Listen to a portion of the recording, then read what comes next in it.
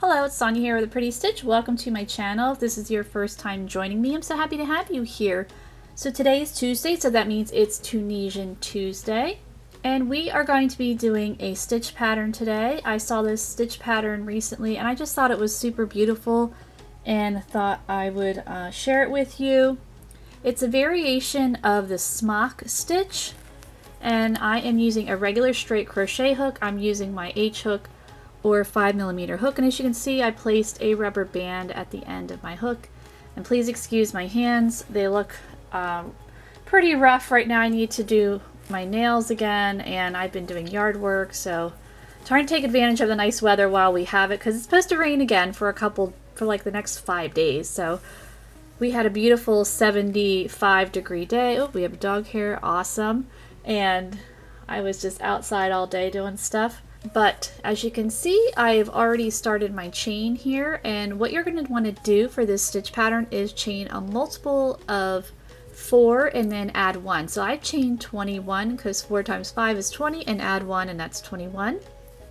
And this yarn is either, I say it's like a number 5 yarn, and it's Red Heart something twirl, I think.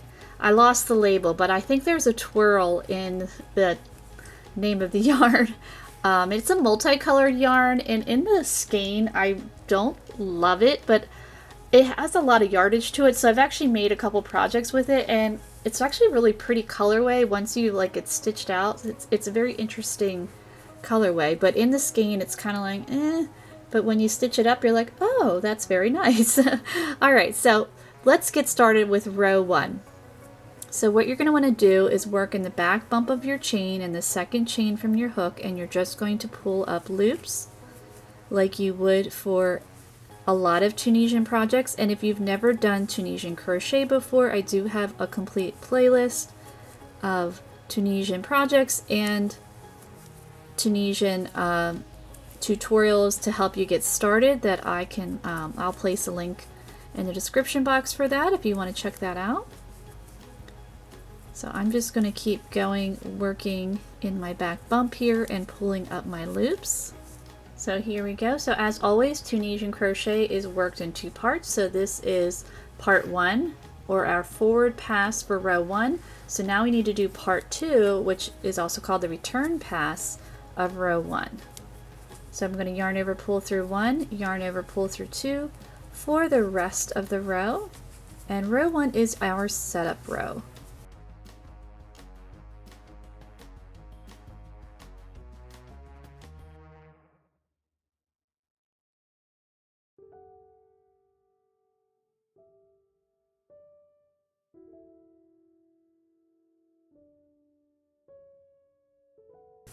Okay, so there we go. There is row 1. So let's begin row 2. So this is the start of the repeat. So what we're going to do is we're going to do a yarn over, and we're going to insert our hook in that first bar in Tunisian simple and just pull up a loop. And we're going to do that 2 more times, and we'll have a total of 4 loops on our hook. So there are our 4 loops. So what we're going to do is we're going to take this yarn over that we have right here. We're going to pull it over all 3 of those loops, and you're going to just use your thumb and index finger to do that, and then it wraps it around like that. So then our next stitch, our next bar, we're just working a Tunisian simple stitch, and we're going to do a yarn over again and work Tunisian simple stitch for 3 loops. So there we go. We're going to take that yarn over right here and just pull that over. So it's not a super fast stitch, but it's not a super slow stitch either. It's kind of just one of those in-between ones. So our next stitch, we're just doing our repeat of Tunisian simple, yarn over, work Tunisian simple in the next 3 stitches, and then we're taking that yarn over there and pulling it over our hook And we're just repeating across.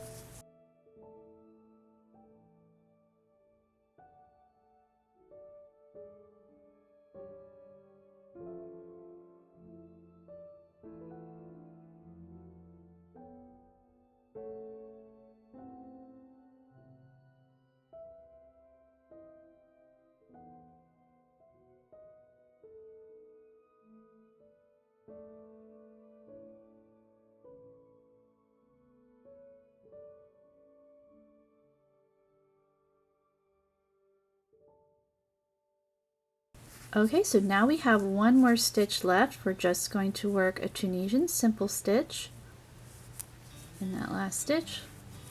And we should still have 21 loops on our hook. So whatever you chained is however many loops you should have on your hook. So now we're just going to work these off like normal. We're going to yarn over, pull through 1, yarn over, pull through 2 for the rest of the row.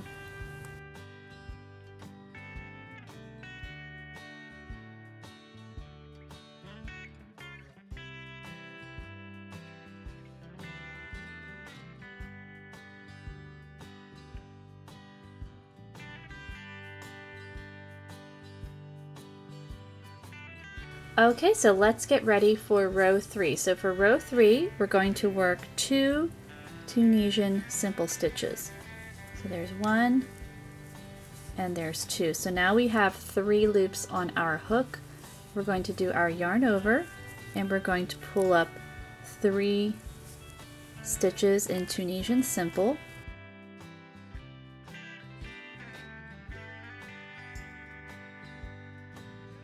And now we're going to take our yarn over and pull it over our hook like we've been doing. So this is the Tunisian smock stitch. And now in our next stitch, we're working Tunisian simple. So now we're doing the repeat. So we're doing the yarn over, working 3 Tunisian simple stitches.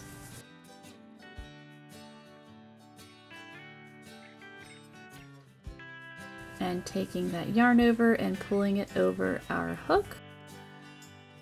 And our next stitch we're working Tunisian simple, yarn over, work 3 Tunisian simple stitches.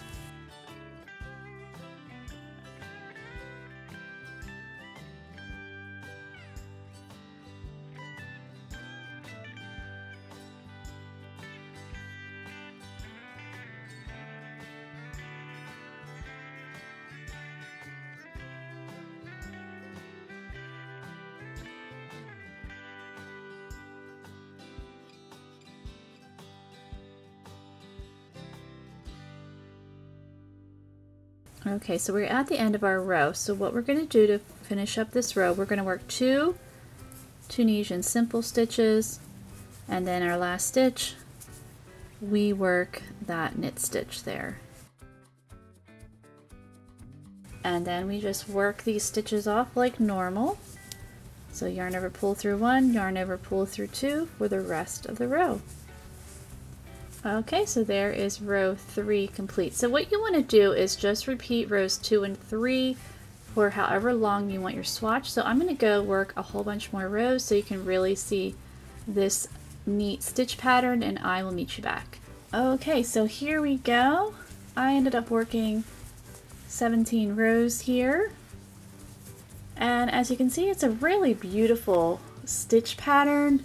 But she is a curler, and a lot of Tunisian patterns do curl. But I am thinking of using this in a washcloth. I'm doing a, I'm helping out with making things for a fundraiser for a carnival actually, to raise money for veterans. And I think this would be a really beautiful stitch pattern for a washcloth, and they want washcloths, things like that to sell. So I think I am going to incorporate this stitch pattern in a washcloth because I really love Tunisian crochet for washcloths, pot holders, things like that. It just, Tunisian crochet works really, really well for those types of items because when you are, making a dishcloth, washcloth, they get a lot of wear and tear and you need to wash them. And I just feel like Tunisian crochet is very sturdy, and so my handmade dishcloths out of Tunisian crochet, they just hold up wash after wash after wash, where some of my regular crocheted ones or knitted ones, you know, they wear out a little bit faster, but the Tunisian ones, they just really hold their shape and just last. So I think what I would do is incorporate some purl stitches on the edges here, and hopefully that will help with the curling. And to work these guys off, I would just work them off in regular Tunisian simple stitch bind off, so in that first stitch, and just bind them off. Oops, my yarn was splitting on me. We had a problem with that, I think, with last week's stitch pattern. Alright, let's try that again. There we go.